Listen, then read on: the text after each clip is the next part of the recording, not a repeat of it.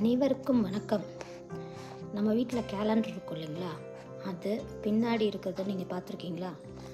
அதில் கௌரி பஞ்சாங்கம்னு ஒன்று இருக்கும். அதில் காலை நேரத்துக்கு இது, மாலை நேரத்துக்கு இதுன்னு இருக்கும். அதில் லாபம் என்ற வார்த்தையை எடுத்துக்கோங்க. அந்த நேரத்தில் நம்ம ஒரு அகல் விளக்கு எடுத்து அதில் நெய் ஊற்றி திரியை போட்டு மனசார அந்த வேண்டுதலை, என்ன வேண்டுதல் வைக்கிறீங்களோ அதை அந்த விநாயகர்கிட்ட நல்லபடியாக வேண்டுங்க.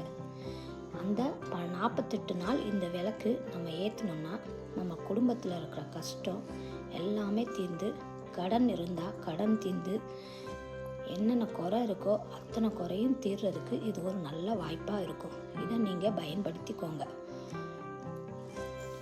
ஓம் நம சிவாய.